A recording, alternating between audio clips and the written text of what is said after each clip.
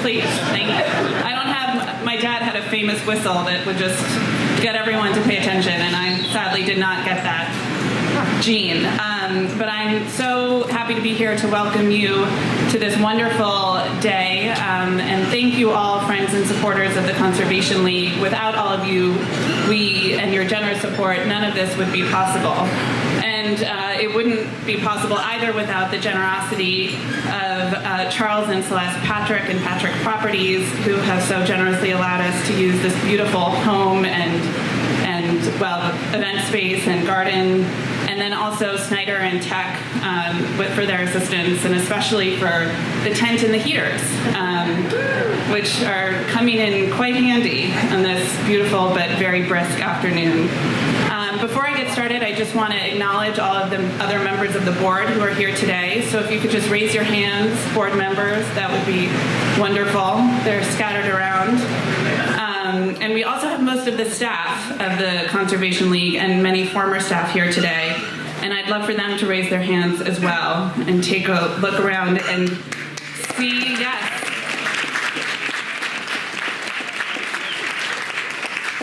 These are the people who spend countless hours protecting the places we love and advocating on your behalf. They are spending their days pounding the pavement and showing up at city council meetings and testifying at the State House, talking to the press, planning events like this wonderful event here today, working with local farmers, and so much more, all in service of protecting the air, water, wildlife, and landscapes of the Lowcountry. So we gave them a brief round of applause, but I'd like another to acknowledge the incredible work they do.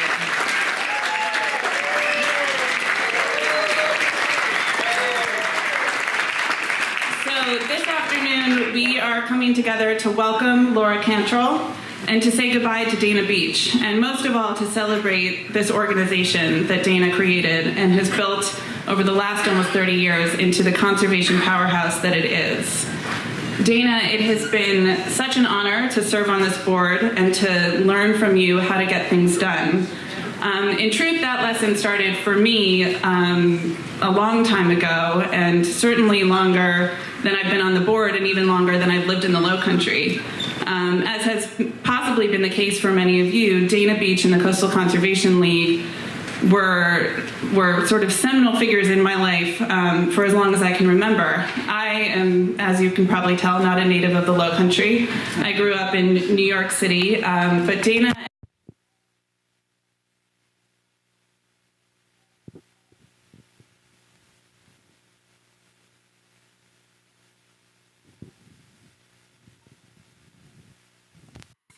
palmetto trees and marshes and alligators and shorebirds, and I knew from the very beginning, mostly from having met Dana, but the way my father spoke of him, that it was this paradise in large part because of Dana and the work of the Conservation League, and without either one of them, we wouldn't have this incredible place to come down to 1 week a year. And then I grew up and wised up and decided that I could turn that week into every week. So it's no stretch to say that Dana was kind of integral in this most major of decisions of my life, which is to choose where to live and where to raise my family. And he changed my life, and here I am. And I think that we probably all have a very similar story to tell about Dana or about the work of the Conservation League. And so fortunately, we do not have to bid a true farewell to Dana. You can all rest assured that his presence in the community will continue, and the dynamic organization he created and built into what it is will thrive under Laura's leadership. Dana will be a resource to us over the coming year when he's not watching birds or writing emails or hopefully fixing our flooding program, just, unilaterally. That would be great. But this is nonetheless a really seminal moment, an opportunity to celebrate and honor Dana's contributions to South Carolina.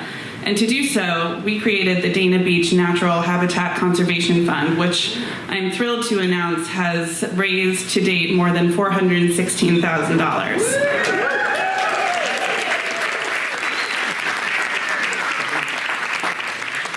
And these gifts from many of you here today and many more across the country will go to support the land and habitat that Dana has dedicated his life to protecting. And now, Dana, you're a notoriously difficult person to buy for. I'm told you have 2 pairs of pants, and you don't want much more than, maybe the latest and greatest camera equipment, lens or something. I don't know. But this fund is our gift to you to show our appreciation for the unparalleled commitment you've made to the Low Country.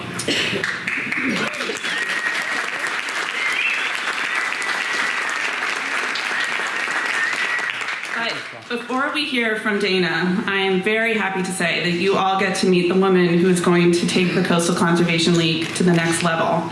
This afternoon, we're saying goodbye, but we're also saying hello to Laura, who will continue Dana's work by leading the most effective conservation organization in South Carolina. We are thrilled to have Laura here in Charleston, and we know she's excited to be here. A Mississippi native, Laura comes to us from DC, where she was a senior partner at the Meridian Institute. Laura has a law degree and decades of experience in ocean and coastal policy and conservation. So she too could fix the flooding. The two, we'll see. I hope. I was fortunate to be part of the team that recruited Laura, and I can tell you that we were blown away by her expertise, her thoughtfulness, her grit, her commitment to conservation, and especially by her authenticity and her palpable desire to lay down roots in this community and deploy her considerable talents to advance the work of this essential organization. Laura will serve the Coastal Conservation League very well, and I encourage each of you to introduce yourself if you haven't already today, share your stories with her, and make plans to get to know her over a cup of coffee. Without further ado, Laura Cantral.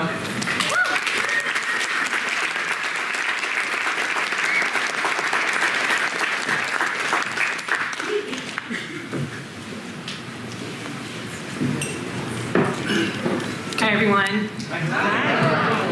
How's this? Can you hear me? Sound okay? Well, Kira, thank you for that warm welcome. And I am looking forward to meeting each of you over a cup of coffee or a cup of something else. Thanks to all of you for being here and for sharing part of your Sunday, a beautiful, chilly Sunday with us. I'm very glad to be here today, and I'm glad that you're here today as well. I'd also like to thank the board of the Coastal Conservation League and the incredible staff, all of whom have been so helpful and so welcoming to me. And I'm very excited to start my work with such an impressive and committed group of professionals. Well, what a beautiful place we live in.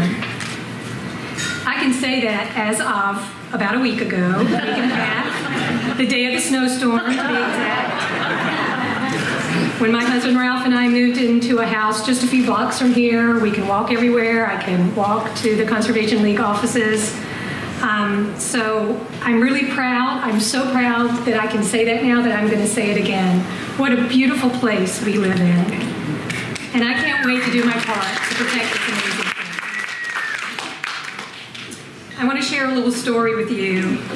A few weeks ago, on a balmy day in December, a few of us, some who are here today, Charlotte Caldwell, Margot Rose, Katie Ugie, Virginia Beach, and several others went with Chris Crowley of Coastal Expedition on this incredible trip to Bulls Island. It was my first time there.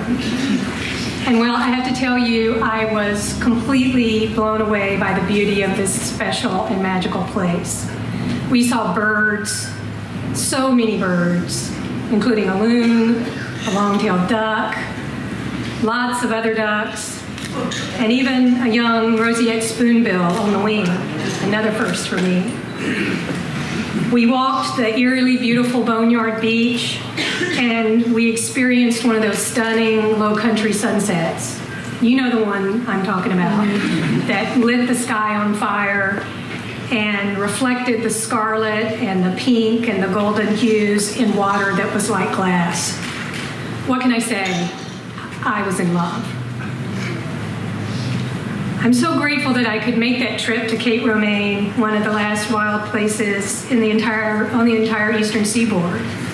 And the fact that it, like many places across the Low Country, aren't just isolated bits of land, but are in fact part of intact natural systems is a testament to the work of the Conservation League and our partners, many of whom are here today. Stepping up to lead the Coastal Conservation League is truly excited, and I'm honored and humbled. Dana, congratulations on creating this wonderful, effective organization and nurturing it into one of the most respected regional conservation groups in the country, dedicated to protecting these special places. And I want to say thank you, Dana, for your support and your guidance as we start this next chapter of the Conservation League and continue to build on its strong legacy. So I know Kira said a couple of words about me, but let me just tell you a little bit about me. I'm coming, as Kira said, to Charleston from Washington, D.C., and there's certainly a lot going on there right now. And while what happens in D.C. is, of course, extremely important, I'm excited to be here on the ground in South Carolina with the Coastal Conservation League, with all of you, getting things done. And I believe that many of the most important conservation victories happen at the state and local level. And that's a big reason why I'm here. As Kira said, I have decades of experience in ocean and coastal policy. Last week, I got a small peek into the work that's been accomplished by us, by the Conservation League and our partners, who mobilize citizens to share their views on offshore drilling with their elected leaders. We appreciate Governor McMaster making a strong public statement, and we're grateful that our governor has joined the majority of coastal citizens, mayors, and representatives in working to keep our marshes and beaches clean and our tourism strong.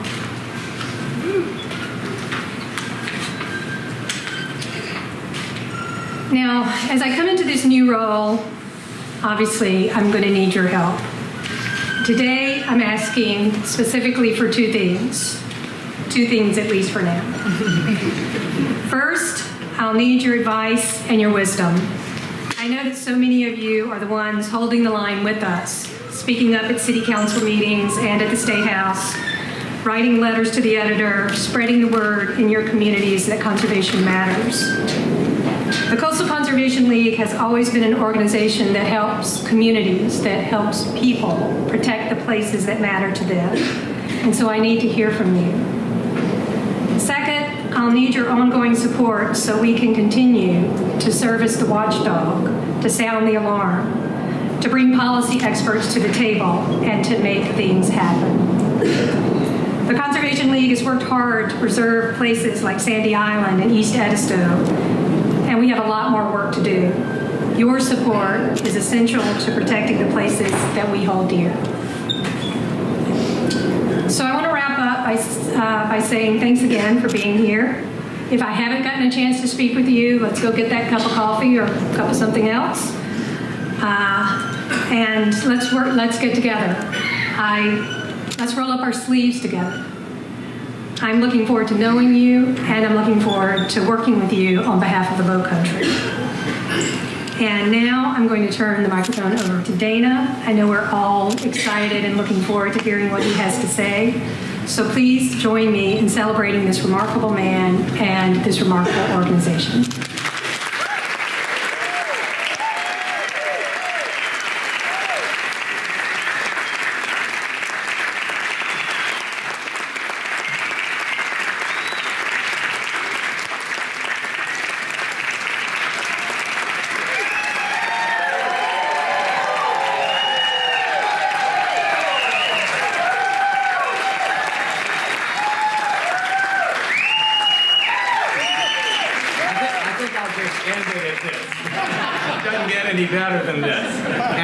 Chip Ledgerton told me I have to finish so he can get home to see Davidson play basketball at 3. So it'll be quick. Thank you so much, Laura and Kara, and thank you all for being here. This is just extraordinary. I mean, it's hard to even describe how wonderful it is to see so many people who've been such an integral part of the work we've done for the last 28 years.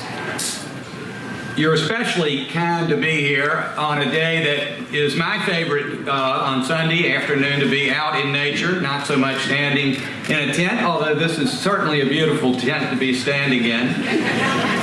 The turnout is testimony, I think, to the extraordinary passion that we all have for this region we call the Low Country. It's a privilege for me to have been able to be a part of working on its behalf, both the natural landscape and the human landscape for the past 3 decades. Although people everywhere, I'm sure, love nature and they love their homes, the Low Country really has probably more to love than almost anywhere else in the country. This event at 456 King Street, the William Aiken House, brings us full circle in an interesting way. That window that you can't really see, but it's right up there over the arch, was my office window when we started in September of 1989. And there's Jane Selk, who was a part of it, and Jane was over here back then. That was the office that Jane and Jane LaRoe, Marie Thrower, and I opened the league in. It really was a hallway more than an office. The National Trust gave us a great deal on it. They didn't provide a lot of support, but it was cheap. And it was in that office that we stacked our expensive new stationery on desks that we pulled together in the middle of the room in advance of this oncoming hurricane. We covered the boxes with ponchos, we took masking tape and we taped the ponchos to the desk. Then we took the masking tape and we created these magical X's on the windows, wondering whether X's made out of masking tape would really do much in the face of a Category 4 hurricane. Some of y'all remember Linda Lombard on County Council standing up and going, "Get out, we're all gonna die." The amazing thing was when we returned to the office after the hurricane had passed, opened the door, walked in and wondered what sort of devastation we would see. We found the windows, which never closed very well anyway, had blown open a little bit, and the floor was decorated with these beautiful autumn leaves that had blown in through the window, and the stationery was in perfect shape. So I'm here to testify on behalf of X's with masking tape. What significance any of this has, I'm not sure, but that year did bring, after the hurricane, the largest snowfall in history, 8 inches after Hugo. And it would shut the city down, and it shut the airport down.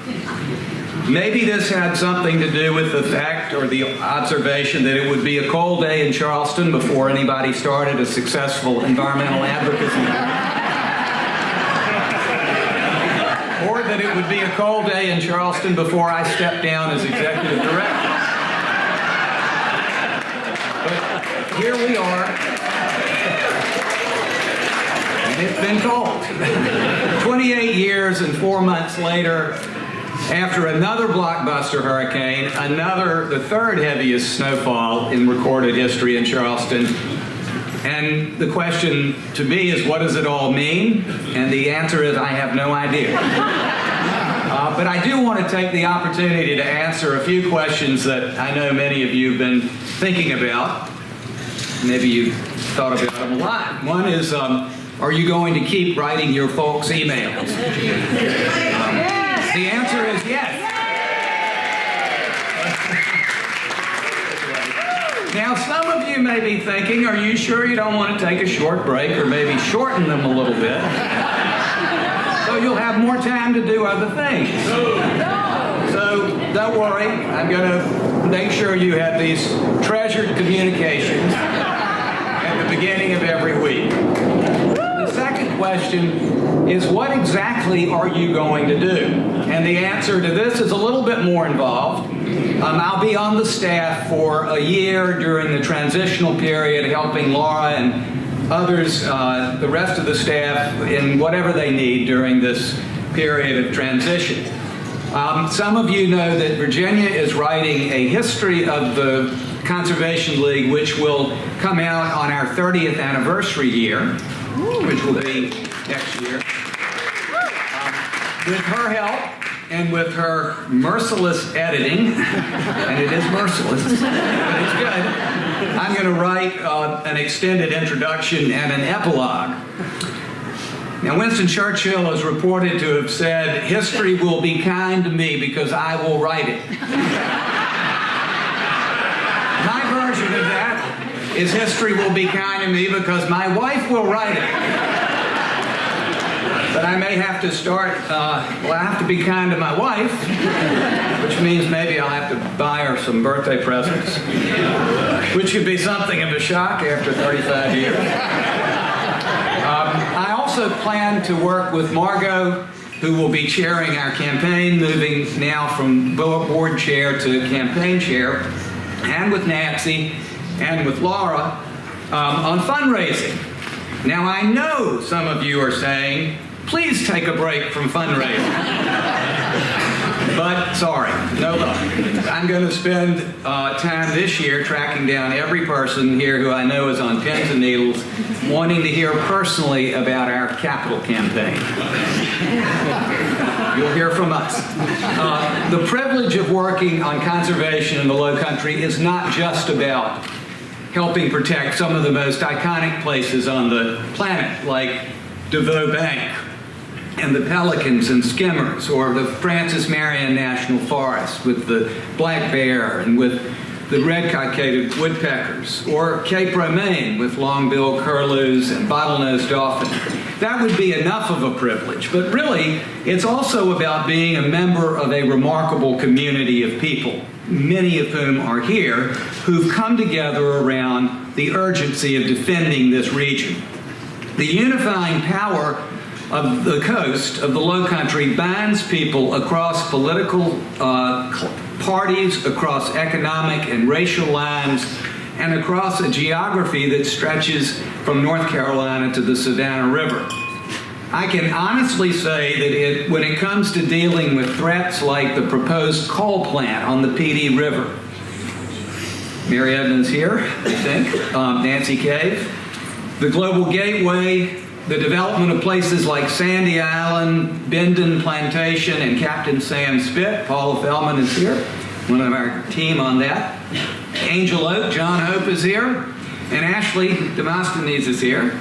Or the dozens of other threats we've confronted, and in most cases, we've been successful. Our team of passionate advocates has been colorblind, non-ideological, nonpartisan. And it would be wonderful if the rest of the country were this way.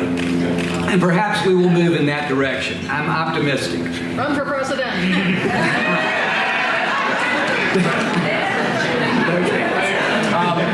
But we'll find somebody good. This is the reason that fundraising and conservation for me is such an enjoyable experience, because it puts me in contact with people who share the passion that we all have for the beauty of the Low Country, the best people in the country, our donors, but of course also our activists and the fellow practitioners, even people that we may not think we agree with, and then are surprised often when we find out how much we do have in common.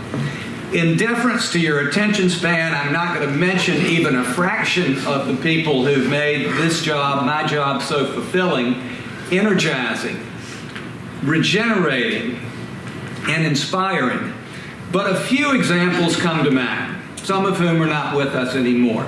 Our founding board member included 12 intrepid, entrepreneurial, faithful people. Gertrude Lejeune, for example, who seemed to be able to believe that anything could be done as long as it was in the cause of beauty and conservation. Emery Campbell, who could not be here because he's having eye surgery, but Emery helped us understand in the most gracious way imaginable the essential relationship between land and culture and the environment.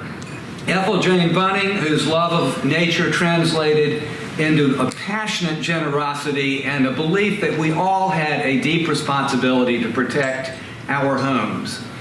We're also honored on our first board to have had Ben Haggett and Dale Rosengarten among this august team. It was a tremendous group of people. Our founding board chair, Pete Wyrick, who probably had a dozen things that he should have been doing more important than overseeing a startup nonprofit, but chose to commit his time and his guidance anyway. We had a stellar legacy of board chairs, with Margot and Charlie Tarver being the penultimate and ultimate manifestations.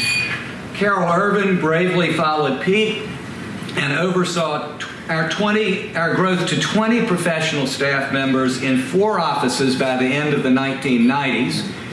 Will Cleveland understood that our strength depended on the power of the constituency that we could mobilize, and he inspired our first major effort to build membership and a network of activists, for whom we now have 35,000 on our database. The Conservation League has gone through 3 transformative periods, really just great leaps forward. Charlotte Caldwell led us on our greatest leap forward, our first one, financially, programmatically. Laura Gates, whose generosity, wise leadership, and humor helped us create a financial and a managerial structure for the League that brought us through the 2008 recession without even missing a beat. And Roy Richards, whose positive energy, generosity, and persistence ensured that we accelerated and completed that essential work. Andrea Cooper, I think, is here, although I haven't seen her yet, but she went from board to the staff side and now chairs and now heads Upstate Forever in Greenville. Rick Middleton is another person who means an enormous amount to me. I met Rick through my friend and founding board member Billy Want. Rick illustrated the point early on that the only way we could succeed was through true collaboration, what Rick called a mutual admiration society. Billy also, by the way, introduced me to Gus Speth, another founding board member, who introduced us to Catherine Speth, who was our first Beaufort office director. So this brings me to the wonderful partnerships that we've had over the years. More than 28 years. The Southern Environmental Law Center, the South Carolina Environmental Law Project, the Audubon Society, Sharon is here, Nature Conservancy, Ducks Unlimited, Low Country Open Land Trust, Ashley's here, and I think maybe Elizabeth Hagan. Low Country shared an office with us right up here, and Virginia was the co-director with Elizabeth, and we both had little teeny children who would come in and throw papers on the floor. And then Elizabeth was able to persuade the Agricultural Society to let them move into their elegant office right over here, which actually had a door. We did not ever have a door over here. The superb other local land trust here, Edisto, PD, Jenny, I saw Williamson is here, Lord Berkeley, all have done fantastic work. And it's really been this concept and belief that there was no single thing that could be done to protect the low country. I think we all realized that it was a team effort, that none of us could do it alone. We realized we had to create a culture of conservation that permeated and informed state laws, local ordinances, local land use plans, spending programs, tax codes, landowner attitudes, and ultimately the civic atmosphere of this region. And it has been transformed. The point was that conservation could not be something that was separate from our daily lives. Instead, it had to be a fundamental part of each of us and of our communities, and an integral organizing principle about everything that we do and believe. Nobody more fully exemplified that than Jane LaRoe, who was started with me and with Marie. We were the first 3 employees. Jane was a force of nature, and she exemplified the urgency of protecting it. She fueled my inclination to act when we really didn't know what would work, which was a surprising amount of the time early on. Frankly, it still is true. There is in our movement, and probably in all movements, all reform movements, a misapprehension that our work can follow some clean, linear progression over time from beginning to end. Supporters, foundations, donors, and we all, maybe humans in general, suffer from this misunderstanding. Cognitive psychologists call this the planning fallacy, the belief that we can chart a course and then carefully follow it through some clear, predictable path to a conclusion. I call it the neatness fallacy. Nothing could be farther from the truth. We have less capacity to predict outcomes and develop and follow a single plan than we imagined, and even less to map out how an organization itself should evolve over time. I'll give you Exhibit A. There is one thing that no one could have convinced me in 1989 that I would be doing, much less that it would be one of the projects that I'm most proud of: selling vegetables.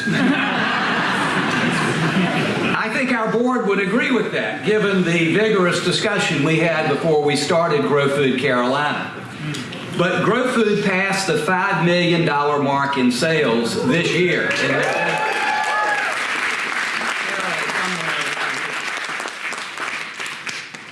Asparagus, spinach, blueberries. David Anderson may be here. Thank you, David. Garnet baby mustard greens. I've never even heard of those before. Sweet potatoes, peaches and apples from the upstate now. Honey, some cheese. All of these things, Steve Gavel, Deanne Turney, Sarah, Jeffrey Schutz. Thank you, Jeffrey, if you're here. I haven't seen you yet.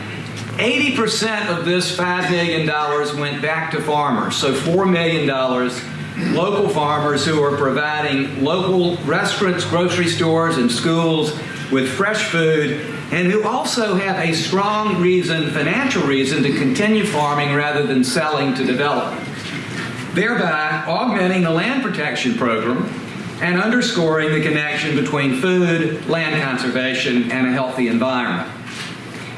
Why is it important, though, to acknowledge uncertainty? Because I think it forces us to realize that we have to try a lot of things at the same time. Things that might work, but then some that may not work. Then we pay close attention to how they unfold. If we find a winner, we ride it as far as we can. If we have a loser, we sort of politely discard it. This has been true of almost everything we've done. There is not one single initiative we've undertaken that could have followed a preconceived work plan toward a conclusion. Stopping the Global Gateway and the PD coal plant, passing groundbreaking solar legislation, enacting the strongest factory hog standards in the nation, and turning away hog processing giants IBP and Smithfield, who had taken options out for sites on the PD River. Blocking the Amble Harbor Marina many, many years ago. Some of you may remember that. Saving Sandy Island, thank you, Rick Webber. Nature Conservancy, Joe Williams. Creating the Penn School for Preservation to train citizens in the field of land conservation so they could play significant and essential roles as local land use plans were developed in the late 90s and early 2000s. Stopping so far I-526, and that will continue. Stopping the cruise ship terminal so far. Protecting 53,000 acres of East Edisto, extending and connecting the Ashley River Historic District with the Ace Basin. Thank you, Charles Duell. And others who are here. Opportunism, flexibility, energy, creativity, persistence. Years and years of persistence have been the elements of success for all of us. This is not to say that conservation is impervious to logic, but really it's to say that we understand it to be a more challenging and interesting phenomenon to deal in a world where uncertainty, complexity, probability and risk really are the operative features rather than some attempt to follow one step logically after another towards some foregone conclusion. Because we have been persistent, perceptive, flexible, opportunistic, we have a track record of accomplishing things that no one, including us, and maybe even especially those of us working in the field, thought possible. No one could have imagined, for example, setting growth boundaries in these regions in the early 90s or late 80s. In fact, we couldn't really even talk about it because we didn't know the terms urban growth boundaries, urban service boundaries, exclusive agricultural zoning, transfer of development rights. The terminology, the techniques we were not even aware of. In the late 80s, with South Carolina's farms and forests being converted to strip malls and subdivisions at the rate of 400 acres a day, there was no good reason to believe or even hope that development would not extend from Hilton Head to Beaufort, up through the Ace Basin, to Edisto, Wadelaw, and then above Charleston from Mount Pleasant up to McClellanville and on further northeast to Georgetown. There was no good reason that that would not happen because if we looked at what had happened on the middle Atlantic states, it was essentially one unbroken line of development above Washington. That was progress. We didn't even want it not to happen in the late 80s. If you didn't like it, you were anti-business. And there was nothing that could or should be done about it. Now, 28 years later, growth management and the concept of regional greenbelt seems so obvious that we take it for granted. Citizens support them and defend them relentlessly. The Charleston Regional Development Alliance uses our Greenbelt map for industrial recruitment. Secretary of Commerce Bobby Hitt relies on it for wetland mitigation for new companies that are coming in. The State Ports Authority supported the Greenbelt when they created a fund to protect the East Branch of the Cooper River as a part of the permitting of the Harbor Deepening Project. I predict that soon, even the Charleston Chamber of Commerce will embrace it. Got my fingers crossed, but I'm not holding my breath. Today, the coast of South Carolina has more than 1.25 million acres of permanently protected land. Almost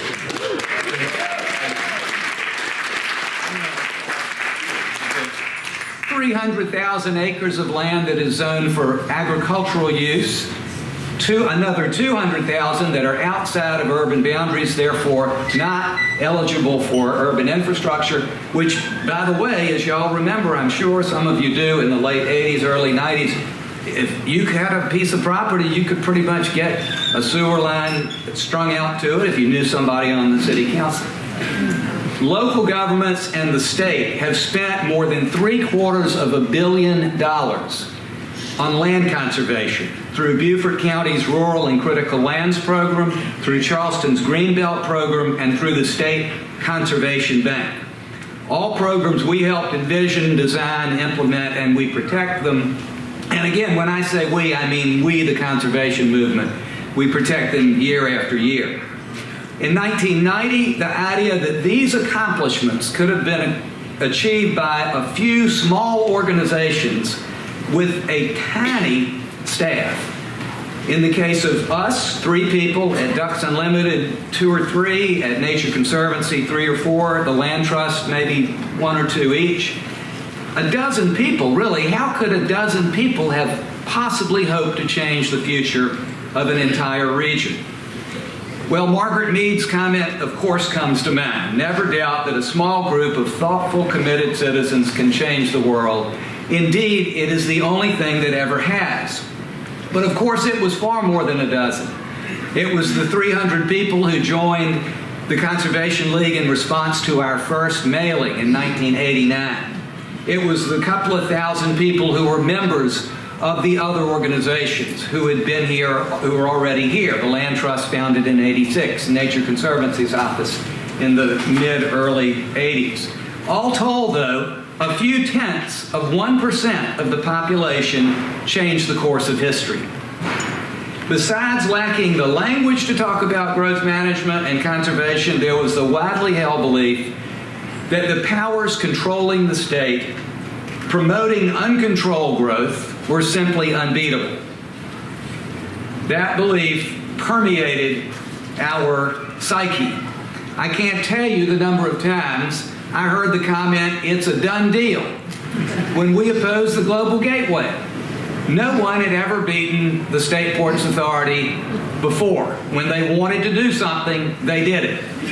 But I also remember getting a call from Jan, Hugh Lane's assistant, asking me to come to a meeting at the Bank of South Carolina in 1999 after the plans for this 1,500-acre, 12-berth, behemoth Global Gateway terminal were announced.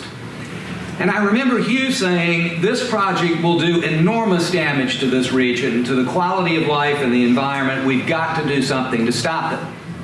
And we did. And 3 years later, after twists and turns of all sorts, the South Carolina legislature passed a law prohibiting the construction of the Global Gateway on Daniel Island and directing the SBA to look at the old Navy base on the Cooper River, which eventually, of course, is where they moved. This attitude of resignation is not just a recent phenomenon. It's fascinating to me as a South Carolinian to sort of learn more and more about the essence of our state. It was a manifestation, this feeling of a centuries-old culture in South Carolina where deference to authority has been part of our social mindset. Despite South Carolina's self-image as a state that is independent-minded and individualistic and conservative, we've consistently deferred to powerful leaders on key issues. The late unpleasantness being one particularly costly example of that. But there have been others. It has long struck me, and this is not my idea as originally, that South Carolina is not so much a conservative or a liberal state. Instead, it is more of a pre-modern society, controlled by a network of friendships and kinships and business relationships organized in a small leadership clique.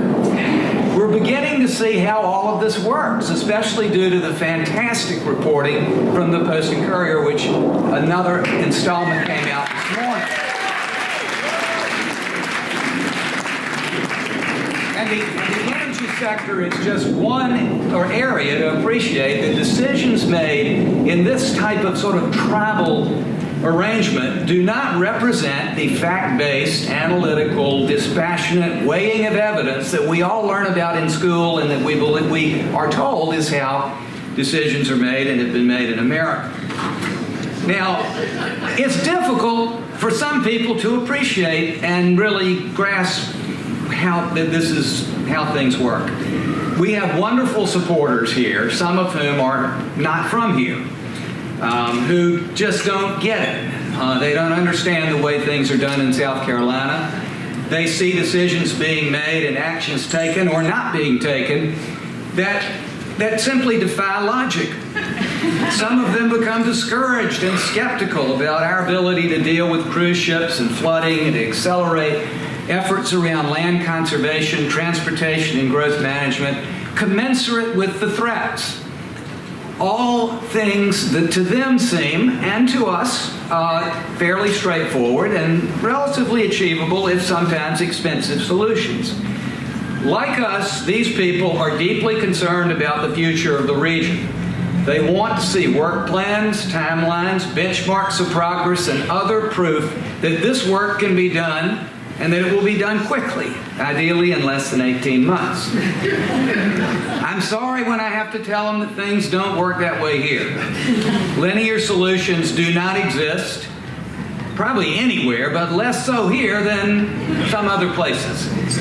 Neither will this work be completed in 18 or 36 or months or 5 years or often even 10 years. It's an ongoing effort, really. If we're going to endure and succeed, we have to embrace this as a way of life. Charles Lane said once about the Ace Basin, this is a project that had a beginning, but it really has no end. This is, after all, what citizenship is all about. There will be inevitable setbacks. Increments of success will be ones that we must celebrate. If we work hard and pay attention, though, as Martin Luther King said about social equity, the arc of history will bend towards conservation. I tell these supporters that the most important thing for us to do is persist year after year, faithfully, with good humor, and with love. So how exactly do we do that? How do we do it? Well, I don't think we need to give up on the facts and logic. I'm not suggesting we discard that. But I'm saying that what we ought to do also is shape our strategies given the political circumstances that we are dealing with. This means tapping into the very relations, the instincts, the emotions that drive, we now know, so much of political decision-making today. The logic of protecting the environment for human health and economics is unassailable. But the good news is that nothing taps into our heartfelt passions more powerfully than nature. Biophilia is real. I bet almost everyone here today I know everyone here has felt the awe of watching a flock of ducks rise from a rice field like a jet engine. Or admired snowy egrets with the unbelievable breeding plumage in the spring. Or watched a painted bunny light on a bird feeder. Or seen the hundreds of ibis cross the harbor silhouetted against a rising moon. Let's not be ashamed of these feelings about the importance of nature, of birds, of dolphins, of turtles, of salt marsh and cypress swamps. Let's admit that we are motivated by more than maximizing utility. People are not moving to Charleston and Beaufort because of the efficiency of the city. Or, unfortunately, the competence of state and local government. And if they are, they didn't try to fly into Charleston last week. And they won't hang around long.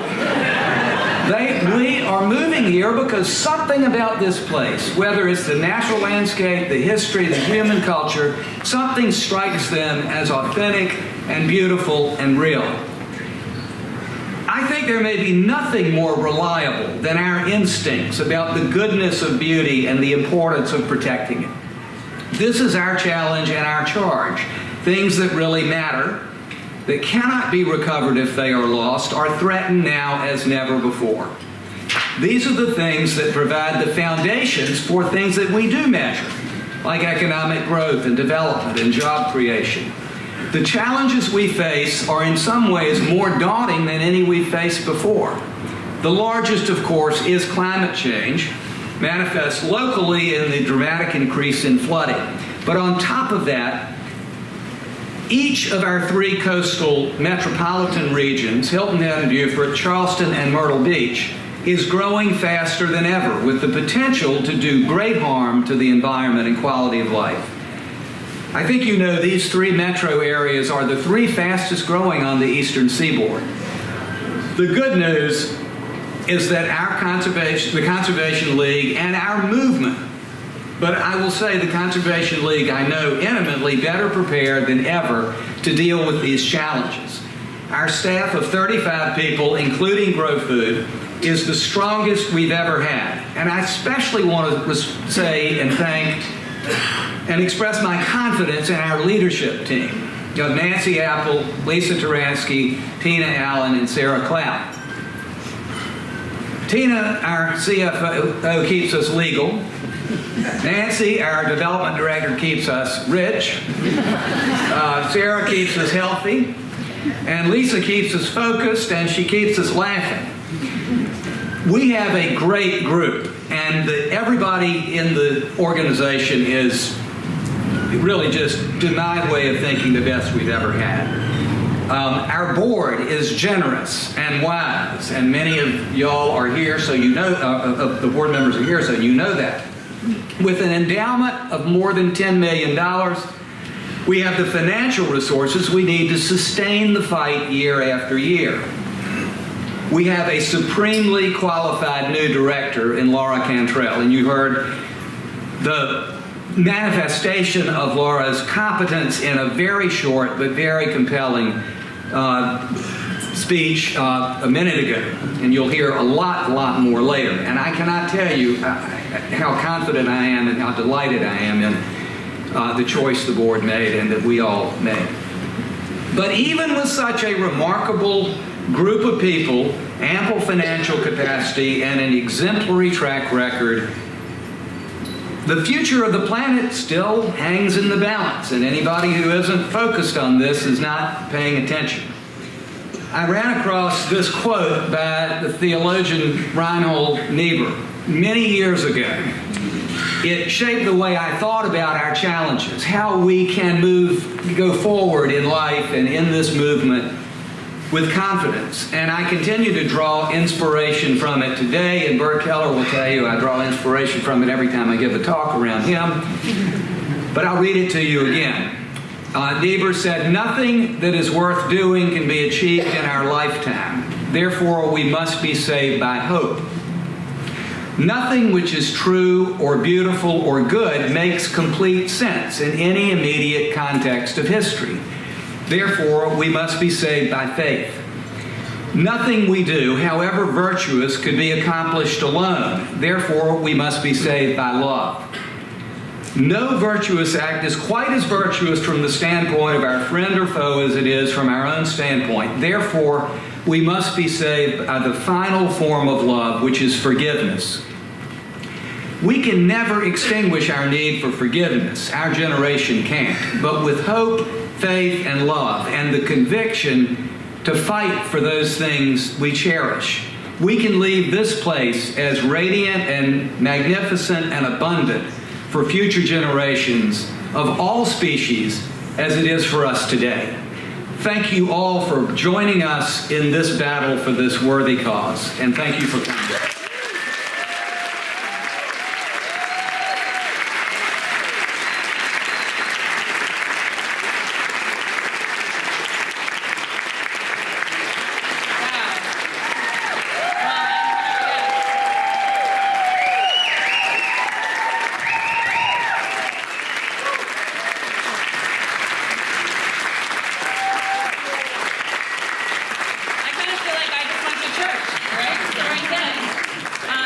Thank you for that rousing and inspiring speech and history, really, of the last 30 years and longer of this organization. And I, for one, am so glad that that book is in progress and that you and Virginia are going to memorialize everything that you just talked about, because these stories are so important. The story of the League, but the story of everything that the Conservation League has accomplished, starting with the office right up here. And